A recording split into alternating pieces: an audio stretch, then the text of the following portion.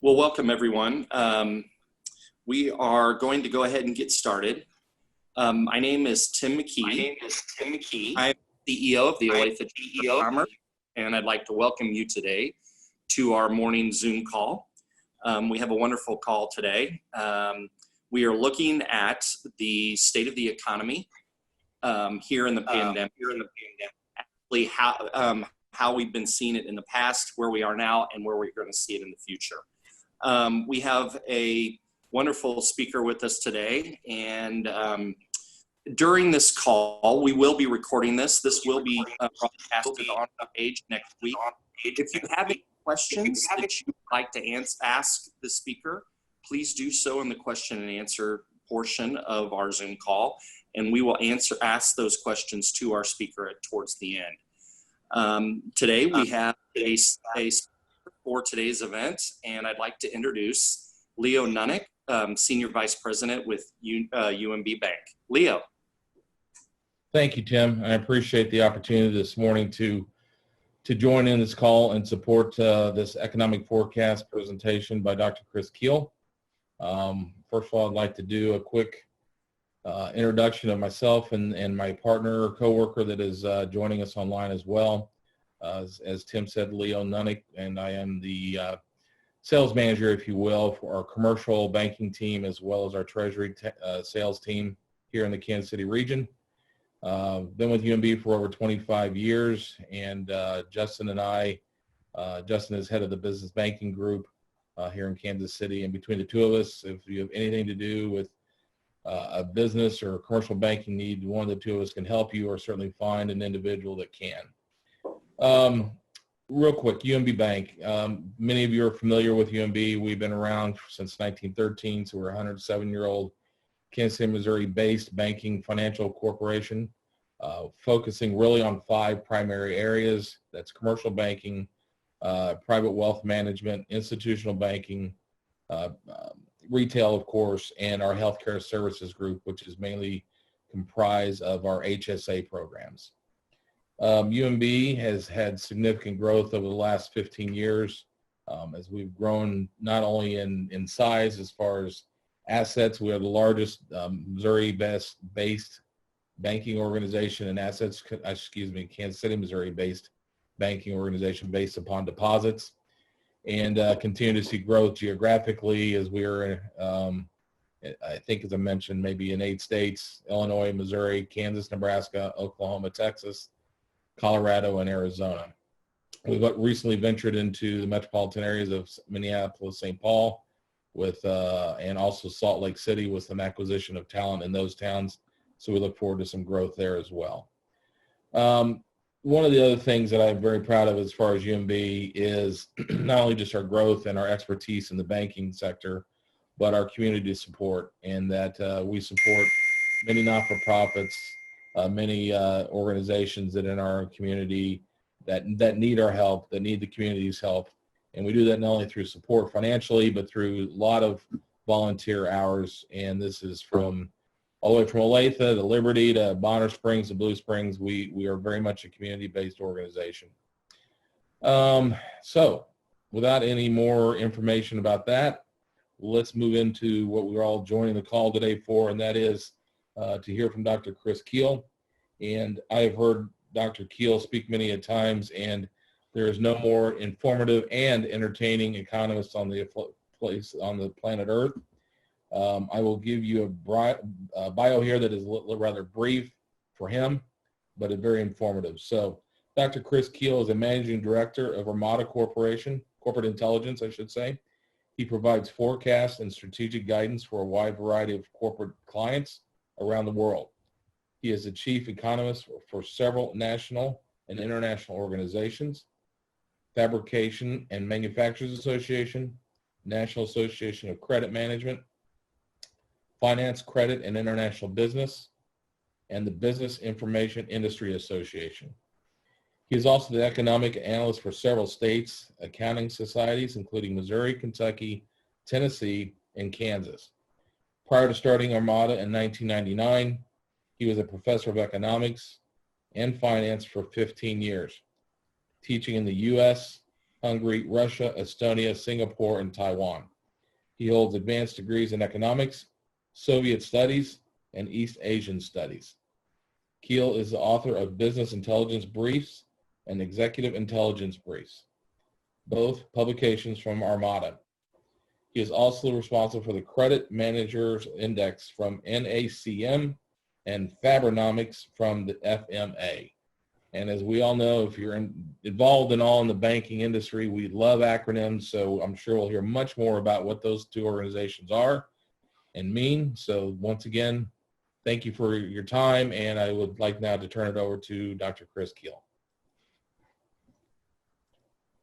Very good. So I'm bringing up my exciting slides because, as you know, economists are not allowed to speak in public without graphs. We will be drummed out of the core if this is the case. So hopefully we can all see this. Before we get too far into this, we were having a conversation right before this all started, and I was commenting that I've been a UMB customer for really over 25 years, and this has been both personally and from a business perspective. And 2 days ago, I was giving a talk to the Missouri Bankers Association, and one of the comments that I kept reiterating is that if there was ever a time to have a relationship with your bank, now is it. And this is a kind of a combination crisis, which we'll talk about as we go forward, but there certainly is an economic dimension to this, and there's an awful lot of navigating that's going to have to take place. And navigating without some help is going to be challenging. We know that the banks are heavily involved with a lot of the government programs that are coming down the pike, but they're also just there to advise and reassure and help people figure out how they conduct themselves going forward. We know there's going to be a restart. It has already begun. We know that some things are improving already, but we also know that it's going to take a long time for all of this to play out, and it'll be a different world. There's going to be a lot of things that don't change. There are a lot of things that will change, and it's going to be imperative that we have really a team of advisors. So this was not a paid announcement. You know, I did not get money from Leo to do this. This was basically just a commentary that has been built on the experience that we've been going through for the last several weeks. So after that little diatribe, I have been describing this from the very beginning as a black swan moment. The black swan concept is something that economists stole from the philosophers probably 20 or 25 years ago, and it refers to an expected, unexpected event. There's no surprise that we were hit with a viral outbreak. We've been hit with viral outbreaks literally every year for decades. I mean, just in the recent history, we've had the swine flu, avian flu, Marburg, Ebola, Zika, West Nile virus. We've had every conceivable kind of flu you can imagine. We've had SARS, we've had MERS. Diseases that have been around for centuries are still around. So we're not unaccustomed to being attacked by some kind of viral malady.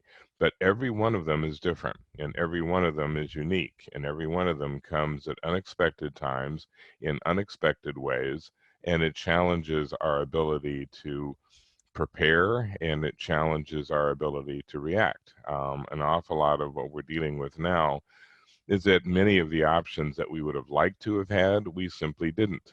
We didn't have the opportunity to do what would have been preferred in an outbreak like this. It would have been nice to be able to test really aggressively early. It would have been nice to be able to track where the disease was going. And it would have been nice if we'd had good treatment programs. It'd be nice if we had a vaccine. We didn't have any of those. Even the containment effort was limited because by the time we extracted the information we needed from China, it was too late really to do a serious quarantine. When all of this is examined years from now, there will be plenty of blame to spread around, but at the top of the list will be the reluctance on the part of the Chinese to own up to what was going on. Early on, it was the authorities in Wuhan and Hubei province trying to hide all this from their own government in Beijing. Once that was revealed, then Beijing was doing its best to hide it from the rest of the world. Instead of dealing with this last October, November, December, we're suddenly confronting it in January, February of this year, by which time the virus had already spread. So not going to turn this into a China bashing exercise, not going to particularly even focus on the COVID virus itself, because I'm not that kind of doctor, and it gets a little embarrassing. We're dealing a lot with instant experts as it stands. So part of the challenge right now is bad data. One of the truisms in economics is that you can have data fast or you can have it accurate. You cannot have both. So a lot of what we're dealing with now is just right off the top of our head observations, because we really haven't had time to digest or even collect the data. So we honestly don't know from week to week how things are progressing or how bad things have become. We're seeing an awful lot of estimates that don't turn out to be true. They're either worse than we thought or they're better than we thought. I mean, a good example of this was last Friday. Going into the Friday Labor Department report on unemployment, the assumption was we were going to see 20% unemployment and continued loss of jobs.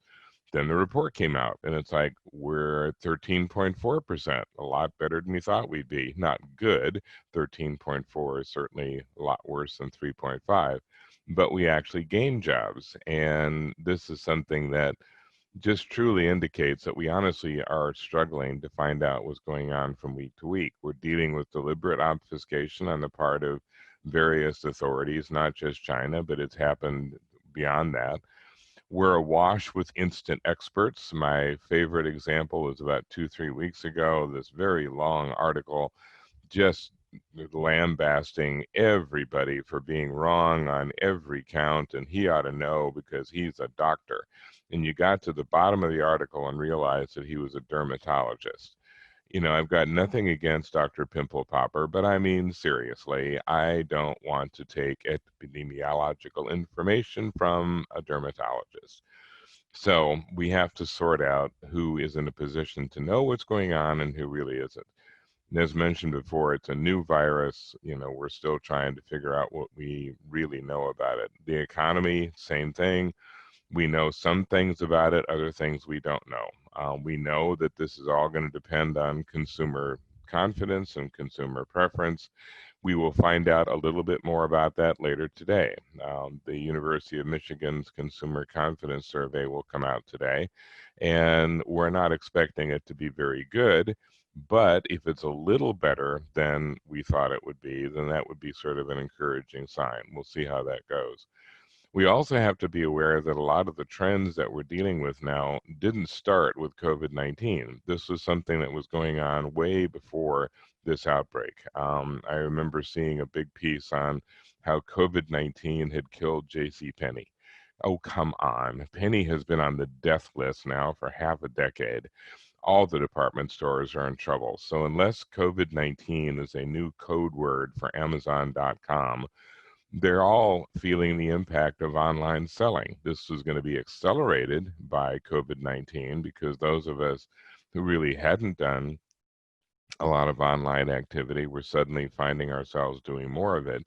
But these are trends that have been going on for quite a while. There were companies that were already on the brink, and the virus tended to push them over the edge. We also have to recognize the implications of this kind of economic dislocation. The statement up there, the number one trigger for social unrest is economic dislocation and fear. That comes directly from the intelligence community. You'll find that in the CIA reports. You'll find it in the reports from British intelligence and Japanese intelligence. It's just a known construct that when you have economic unrest, you are going to have political unrest. The media has been very focused on the issues in the United States, which makes sense. It's our country and our media, but we're not alone. The protests in Hong Kong blew up again after the economic issues started. Crackdowns have been taking place on protests all over China. There have been violent protests in France and Spain and Italy. And some of them have been provoked by things that just are leaving those countries baffled. I mean, they're being angered by what's going on in the United States, and people are asking the protesters why. Why are you rioting over something happening in the United States? Why are there marches and confrontations in Germany? There have been almost 2,000 people killed in Brazil in riots and protests in the last 2 weeks. There have been almost 3,000 people killed in protests in India, crackdowns all over the world. You have suddenly shoved millions and millions of people into economic crisis. They've lost their jobs. They don't know what their future holds. They're angry. They're afraid. And they are reactive. And one of the things we have to be aware of is that when you have this level of economic uncertainty, it exacerbates all the other problems. Every other thing that people worry about comes to the fore, and we're dealing with it. Everybody is dealing with it. It's not that solving the economic issues solve these underlying concerns, but when people are more secure economically, they tend to be a little more patient perhaps, or maybe they're a little less afraid. Remember the original goal of this, because at some point we're going to have to kind of come back to that notion. We never did think that we could control the virus completely. It's not possible. Viruses are eternal for all intents and purposes. They just become part of the system. Every disease we have dealt with in the last 200 years is still with us. COVID-19 won't go away either, and we'll have new threats coming in the years to come. The whole idea in the beginning was to not overwhelm the healthcare system. So remember, in the beginning, it was flatten the curve, flatten the curve. It wasn't eliminate the curve, it was flatten the curve.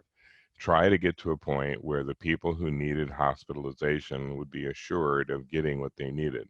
Remember that 97% of the people who contract COVID-19 get a, quote, mild version. Mild meaning they don't have to go to the hospital. You still may be as sick as you've ever been in your life, or you could be one of those 60% that are asymptomatic and don't feel it at all. The crucial concern is that 3% that is going to require hospitalization. Doesn't sound like a large number, but you take 3% of a population of the United States of 325 million, you've got a lot of people, and the hospitals are not necessarily, or weren't necessarily, in a position to handle that influx. The sense is that they are now, that if there was to be a second wave, if there's to be more threats in the future when the weather gets colder, the hospitals now seem to be better prepared and have a system in place. So to the extent that that was the goal, we've at least met that one.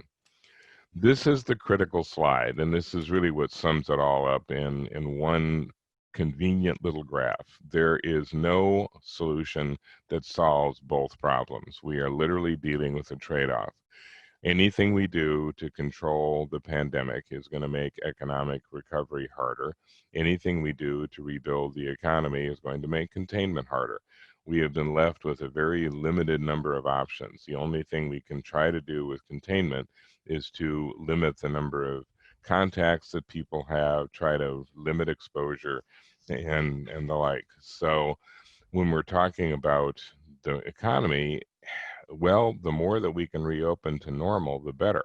And that's challengeable when you're also trying to control the disease. We know by now that there are 3 factors that create the greatest risk as far as contracting COVID-19.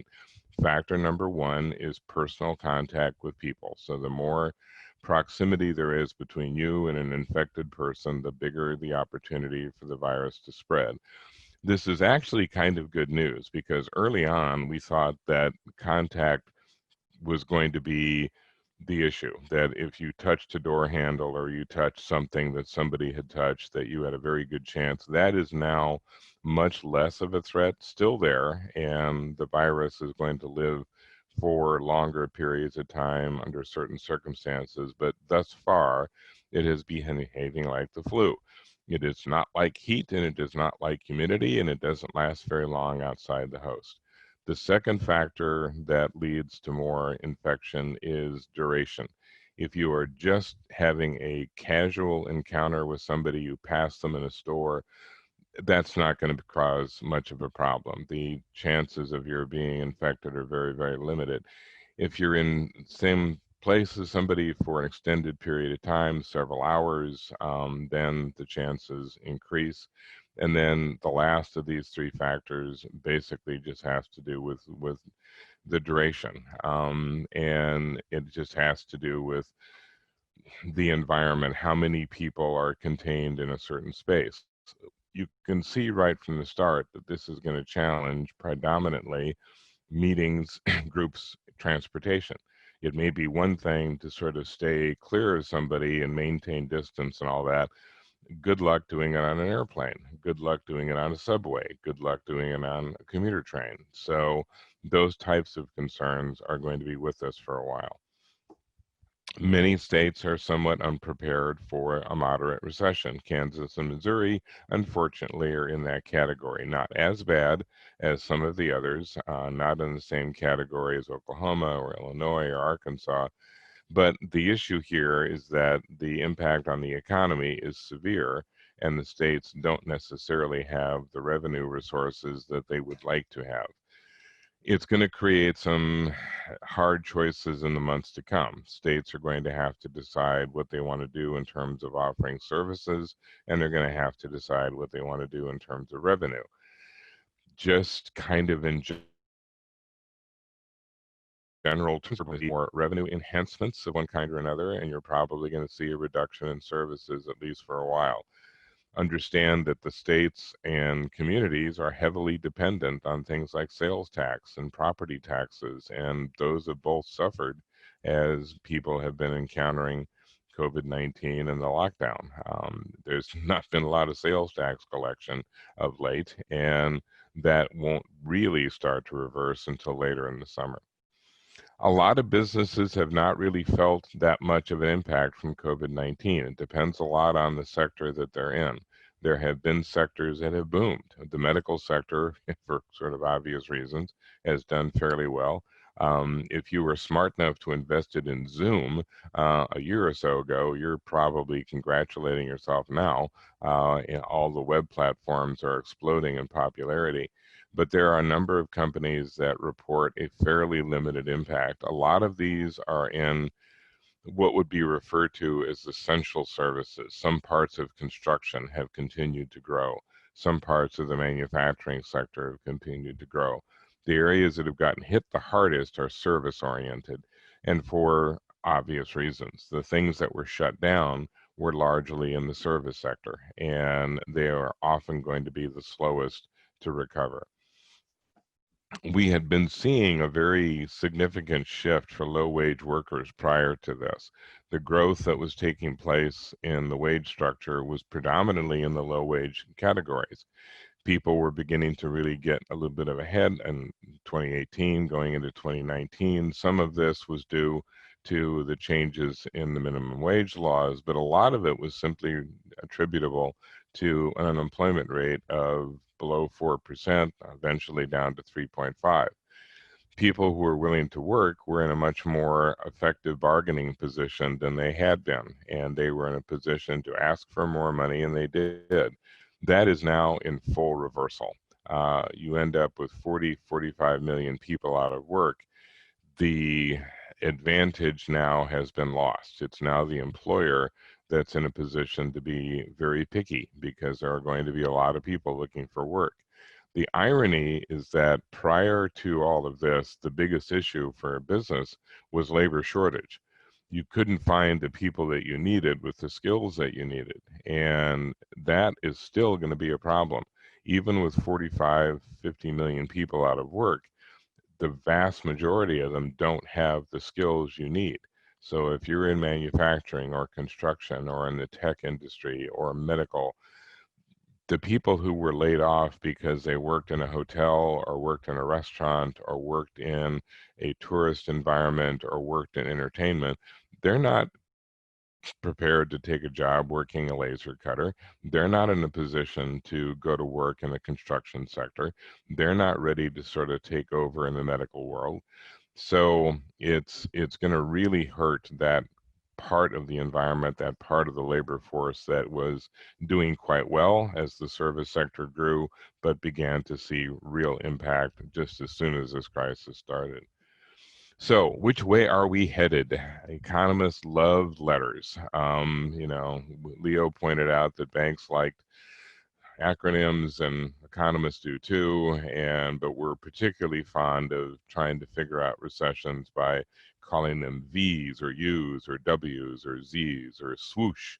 That's the new one.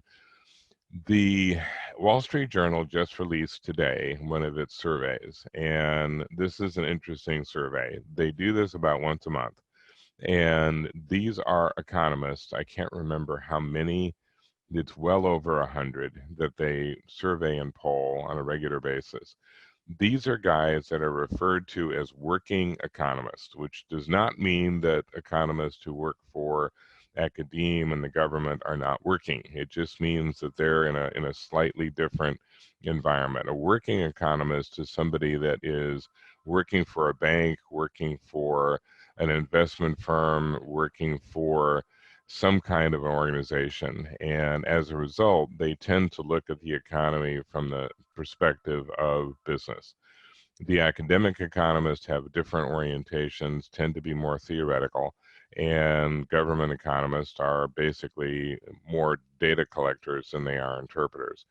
The group that the Wall Street Journal polls are the working business-oriented economists. 68% of them, which is well over 2/3, assert that we will be getting into serious recovery by the third quarter, and that recovery will continue into the fourth quarter. This was early on seen as kind of a V, that we would be back to sharp recovery by the third quarter. Now it's being described as more of a swoosh, kind of an extended V, that we're not going to come back really hard in the third quarter, but we will be coming back rapidly enough to see real progress, which will extend into the fourth quarter and presumably into next year.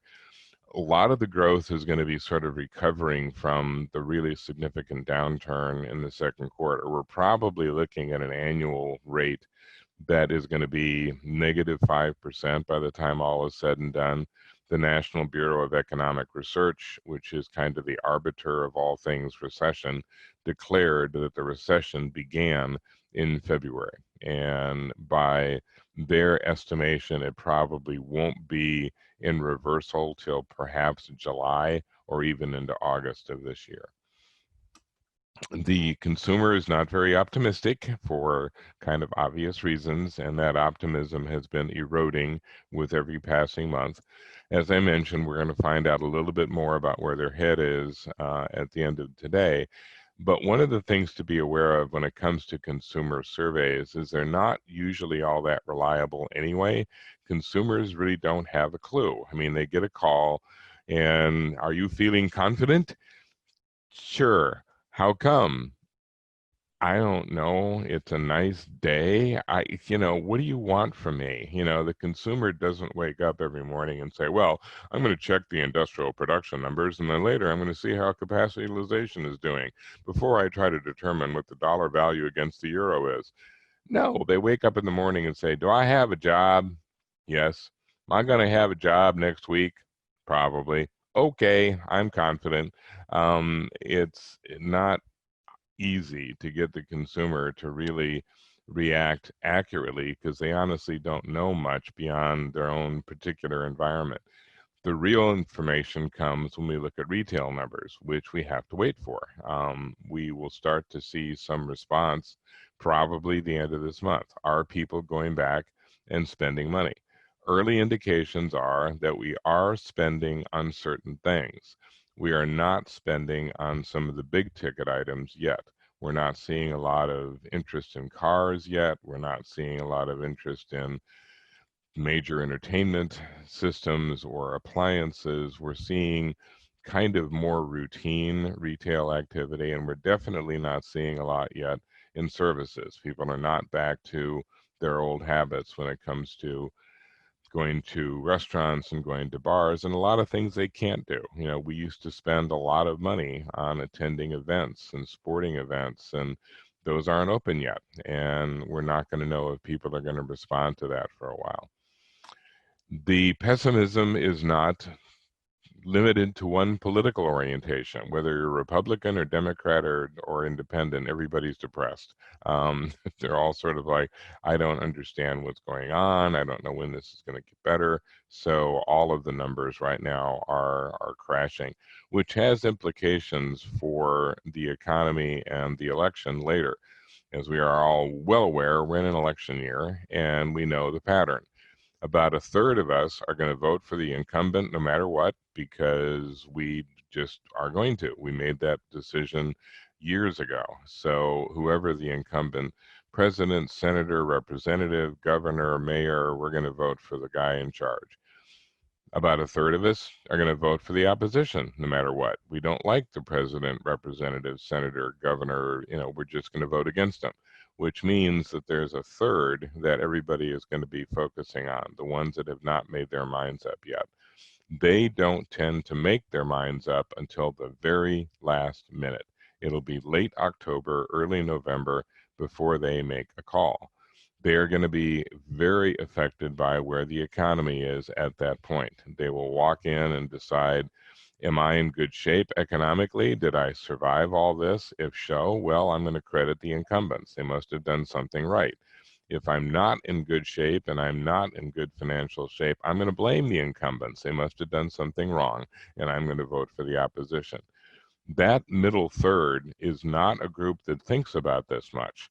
They're not the ones that kind of live, sleep, breathe politics. I mean, they're just kind of like, if they even vote at all, they tend to make their decisions on sort of last minute impressions, and that will be the target for the next several months.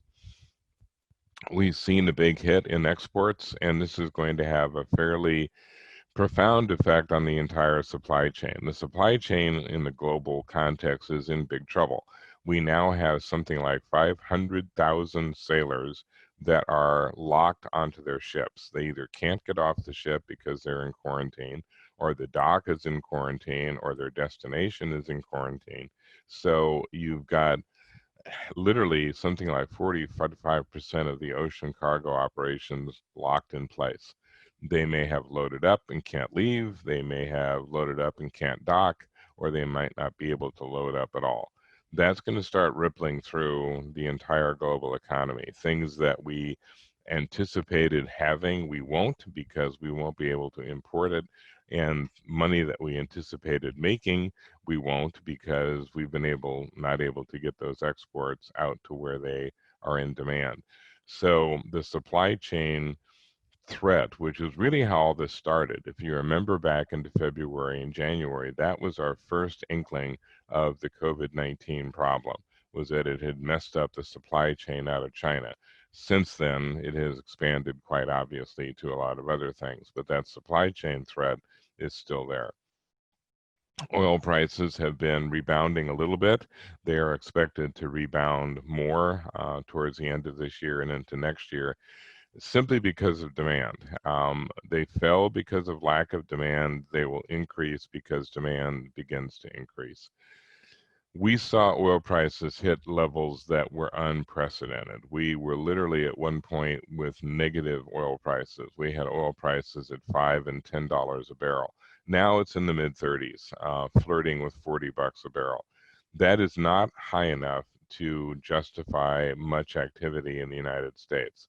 The oil shale operations in the U.S. require per barrel oil prices at least $55, $60 a barrel. That may be something we'll hit by mid to late summer. By the time we get into the fall, you might see enough demand that oil prices will start to respond strongly. Production has been cut in almost every part of the world, and as the demand increases, that production might not be able to keep up.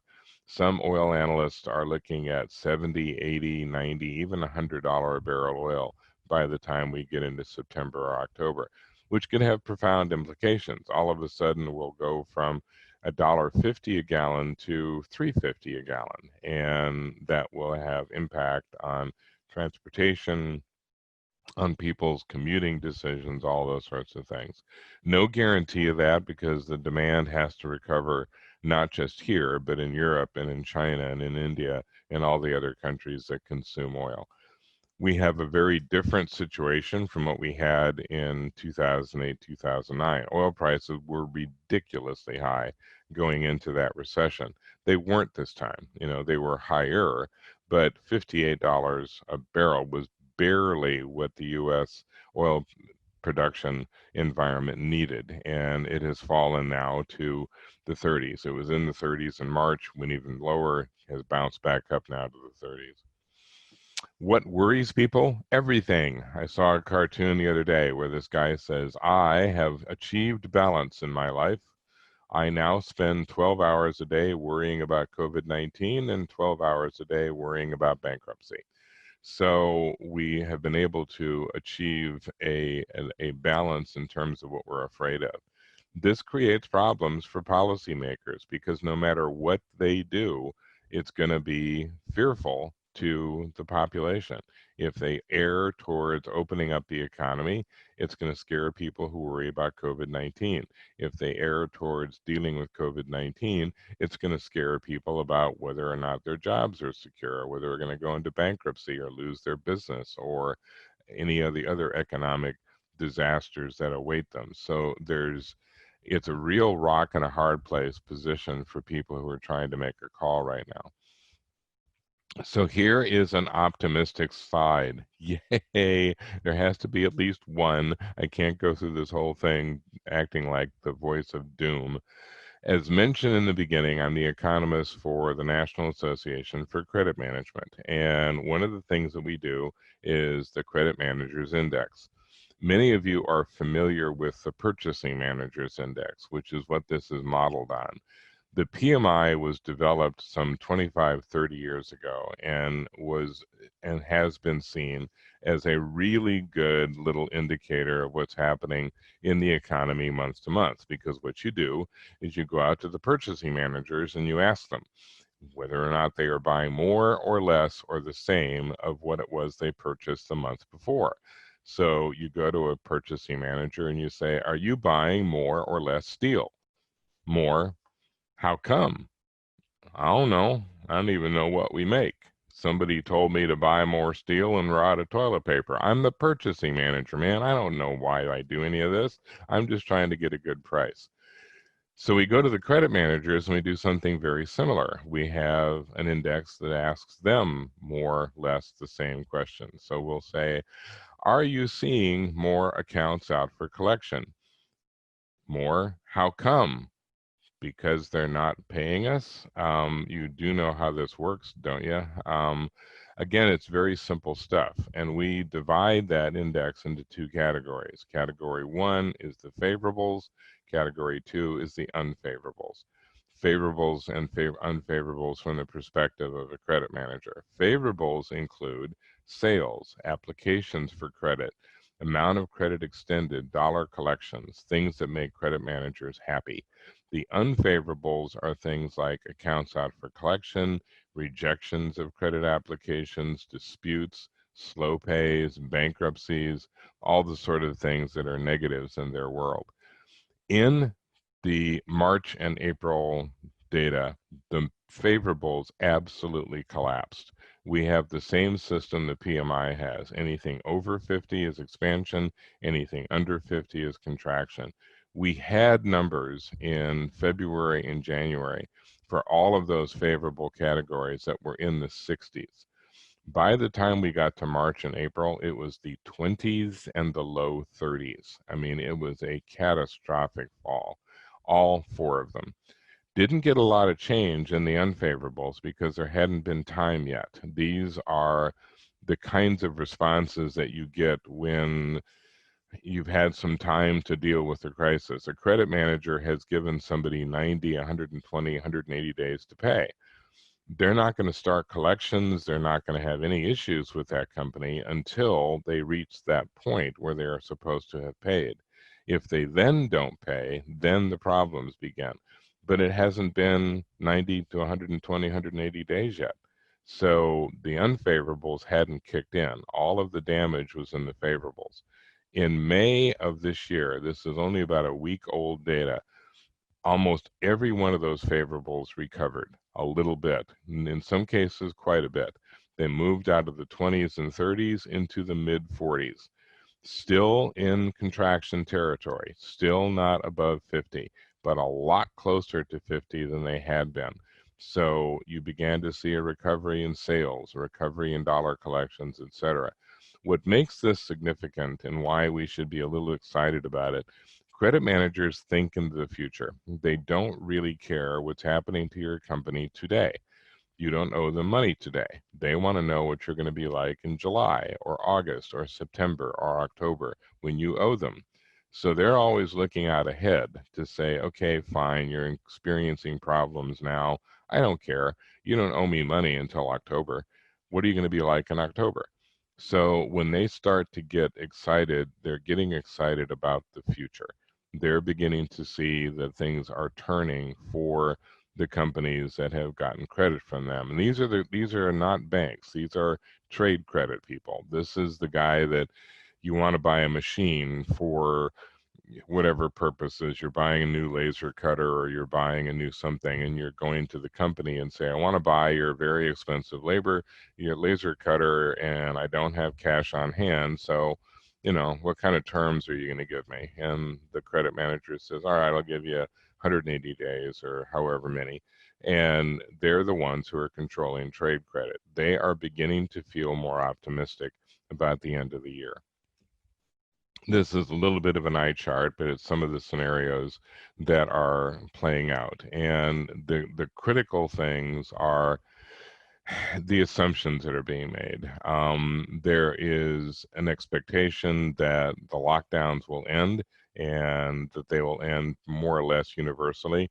But there's an expectation things like social distancing will remain. There'll still be restrictions on travel, still some worrying about what happens when the weather gets colder, and a continuation of the work at home orientation. That's an interesting one. We'll have to talk about that in some detail. The work at home was originally wildly enthusiastically welcomed. People were like, yay, this is so much fun. I can work from home in my sweatpants and it's great.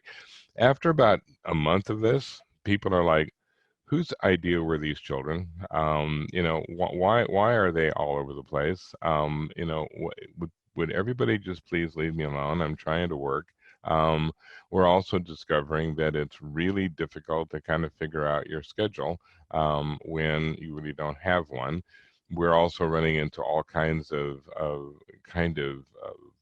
I guess, stir crazy behavior that what do you do when you're in the middle of the day and you just kind of need a break? You used to go to the water cooler or whatever, and it's like it just doesn't help to go stand in the garage. It's not what it used to be.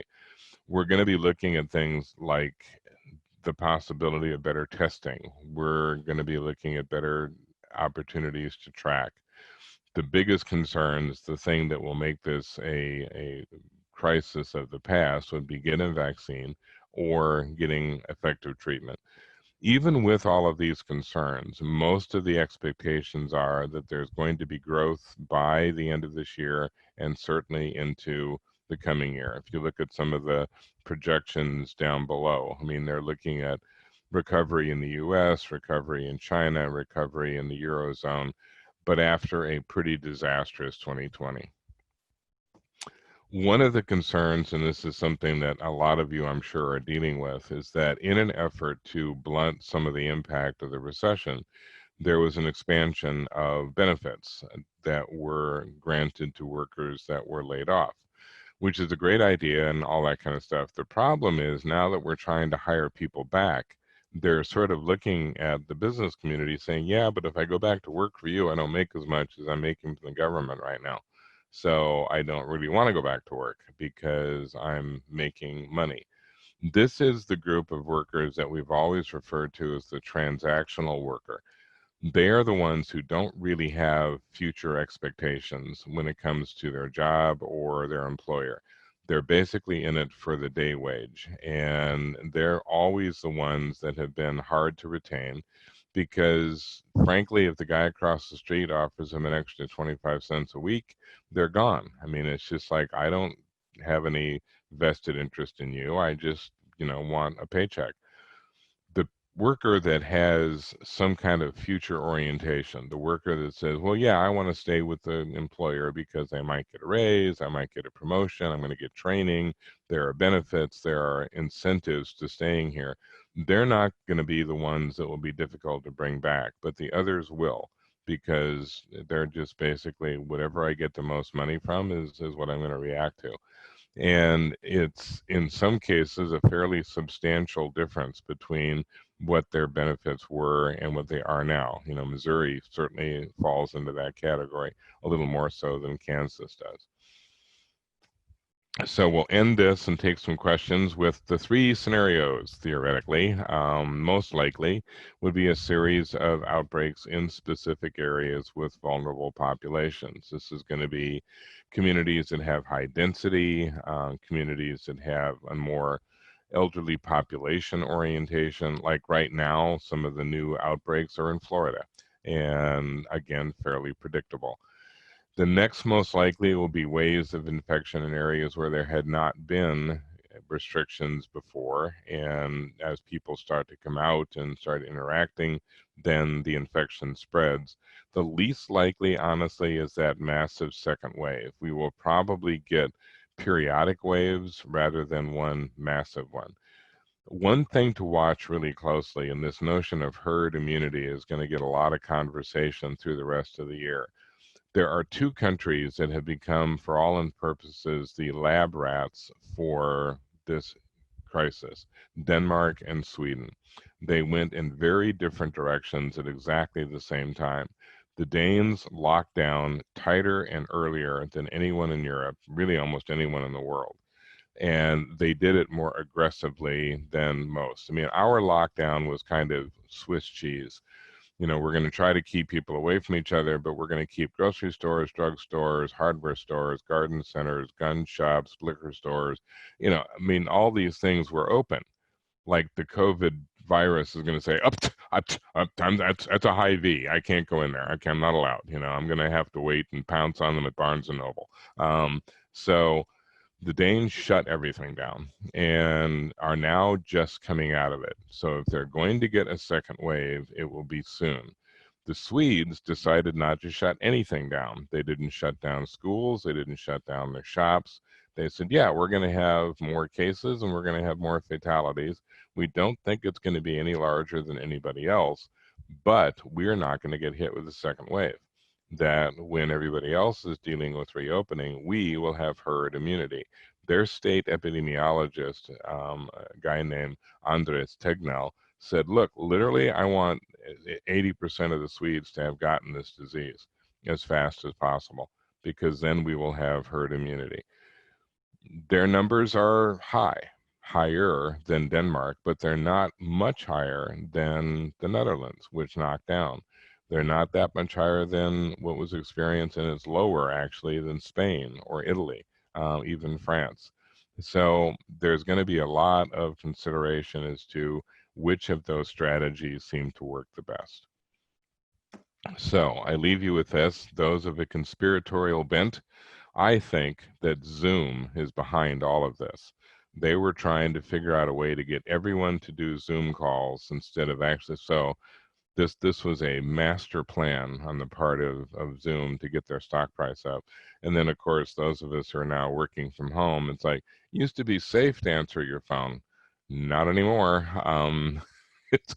We were talking before this about all the stuff that happens behind you when you're on a Zoom call that you're completely unaware of. In my case, it's Zoom bombing cats who are endlessly excited about seeing faces in the screen. So far, we've been spared that this morning, but it has happened more than once. So we'll take questions, and if we don't get to yours, or if you want to ask one later, and just count on the fact that I'm as long-winded in print as I am in public, feel free to send me an email. I can send you a copy of this presentation if for some ungodly reason you'd want it. And some of you, I'm sure, already get the business intelligence brief, which I write 3 days a week. We are threatening to rename it the Plague Report, but at the moment, we're still calling it the BIB, and you are welcome to sign up. It's free. And at this point, I'm going to shut up and take questions. Dr. Kuehl, first off, thank you so much. We've heard from numerous people in the audience just saying how much they enjoyed your talk. Someone even encouraged you to do a TED Talk. So there we go. So there's that. Before we get to the questions. Okay, so the first question, I'm actually going to combine a couple. So we saw the unemployment was down. Of course, then it surged, and now it's less than what they expected. How does the current COVID-19 crisis compare to past economic recessions, such as the Great Depression and the recession of 08 and 09? And do you believe we have seen the absolute peak of unemployment and damage to the economy? Yeah, there's some interesting comparisons to make. The estimate is that about 80%, 85% of the layoffs this time were better described as furloughs. They're people that were literally told by the employer, I don't want to fire you. I have no choice. The company is being shut down by edict. I can't function. As soon as I'm allowed to come back, I will hire you back. I have to. I run a hotel. I run a restaurant. I run, an entertainment center. I need people. I need manufacturing employees. And what we're seeing is a lot of those companies doing exactly that. That's one of the reasons we had 3.5 million jobs added last week, is that people were coming back to life. So if we really do see that 80% qualifying as furloughs, we'll get a lot of those jobs back. Back in 2008, 2009, we lost 10 million jobs. And those were real losses. They did not come back. They were companies that failed, that shut down, that were forced to downsize radically. We did not regain those jobs until about 2017, 2018. So assuming that everybody is allowed to come back to work in pretty short order and that businesses are allowed to resume, we should get a pretty substantial reduction in the number of unemployed. But it's going to very, very significantly depend on the way that business is allowed back in. For example, a restaurant that is reopened but can only open with so many tables and people have to be, they're not going to hire back their whole staff because they're not really open. And so hotels that are being told you can open, but only every other floor. Well, okay, I'm not going to need all the people that I used to have, and so I'll only hire back part of them. So a lot of it is going to be dependent on the circumstances of reopening. Thank you. Okay, the next question, you made reference to the PPP program and the EIDL programs, the Economic Injury Disaster Loan. Do you believe the roughly $2 trillion that have been allocated is enough, or do you believe that there will need to be subsequent funding in the future? There's a lot of talk about extending the funding, but they also keep kind of working through the provisions of the loans. And the banks at this point have been sort of like, wow, I wish you guys had figured this out before you dumped it in our laps. But the challenge for a lot of the PPP programs is that it goes back to that notion of where do you make the most money as an employee, by being on unemployment or going to work. A lot of companies have found that their employees are coming to them saying, look, I appreciate that you're trying to keep me employed and keep me on the payroll. I really do. Thanks for that. But would you please fire me? Because if you fire me, then I qualify for this extra $600 a week and, I'm going to make more money. So why don't you fire me and then bring me back later? And the company says, well, I'd love to, except that if I do that, then I don't qualify for the PPP loan. So I need to keep you on the payroll, but I don't want to be on the payroll, but I got to keep you on the payroll. And, it's one of those things where the road to hell is paved with good intentions. And the idea was to cushion people, but, it's more complicated than that. Companies are really saying, look, if you want to help me when I get started back up again, because that's when the real threat is. When I was completely shut down, I at least didn't have to spend any money. I wasn't buying any commodities. I wasn't buying any supplies. I wasn't paying anyone. Now I'm paying for all of that, but I don't know if I'm going to have any customers. So now I have costs, but I'm not sure about my revenue. If you want to help me now.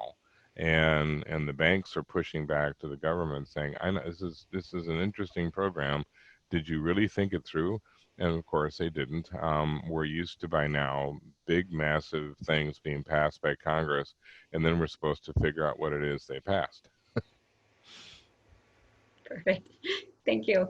Okay, this next one, I'm going to try to combine a couple questions. So bear with me as I read this. So many economists say the economy will not return to normal until people can be certain they can return to work without catching the virus. Your thoughts on that, but I also want to combine that with many people keep referring to the new normal. Is this Right. the new normal? What is the new normal, and is there a timeline in that?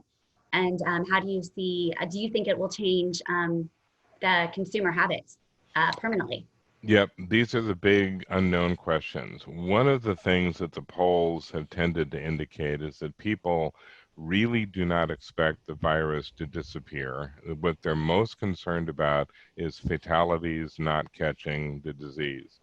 If we get to a point where we know that the number of people that will die from COVID-19 is much reduced, people will risk getting sick. People will risk getting ill. That we do it all the time. You know, we soldier on even though it's flu season. What scares us is the fatality rate. So what everyone is focused on now is getting the fatality rate down. The two things that would most affect people's trust about going back to work or going back into the world would be an effective treatment, so that once sick, you knew you were going to recover, and then eventually a vaccine. And once those are in place, and really it's the first one that matters the most, people will put up with a lot of things as long as they're not going to die. When it comes to the new normal, it still remains to be seen. The initial response on the part of the consumer was to try to go back to their old patterns as quickly as they can. There's a lot of evidence that people are already getting tired of the regimen. The big question will be in the workplace. Will companies continue to do work from home? And will that change the way people interact? Some parts of it have worked well, but some of the things that aren't working well, what do you do with new people who don't know anybody in the organization, don't know the corporate culture, have no contact with anyone? And what do you do if you're a supervisor? Because now you have two kind of bad options. Number one is you wait for your supervised to produce something and hope that it's right. And if it isn't, then you're stuck. Or you have to monitor every step of the way. And you've got supervisors coming in saying, do you understand what that means? You've got 20 or 30 people reporting to me who are sending me things daily. How am I doing? How am I doing? How am I doing? How am I doing? You know, one guy says, I am working from 6 in the morning till 10 o'clock at night, 7 days a week, just keeping up with my reports. I can't do this much longer. And I'm not going to do this much longer. When I was in the office, I could walk around and lean over people and say, how you doing? How's it going? Get a quick answer and move on. And now he said, I feel like a high school teacher that's assigned a 15-page essay every day. And he said, I can't do this. So I'm not sure that the entire work from home phenomenon will last, beyond the fact that people are just, they miss their Starbucks. So it's going to be a desire to return. But there will be some changes. The big changes probably will be somewhat subtle, kind of like what happened after 9/11. We suddenly became a whole lot more security oriented. Things became more complicated when it came to flying. It's not going to be unusual now for every third person to check your temperature. So. Perfect, thank you. Well, Dr. Kuehl, thank you very much for joining us today. And I think we could have let this go on for another hour. Always entertaining, and really appreciate you joining us today. I'd also like to thank UMB Bank and Leo Nunnick for sponsoring today. And today's call, I remind you, will be on our website. and we will post that next week so you can review this again. So just want to say thank you, and thank you all for joining us today. Have a great day. Thanks Bye. very much. Thank you.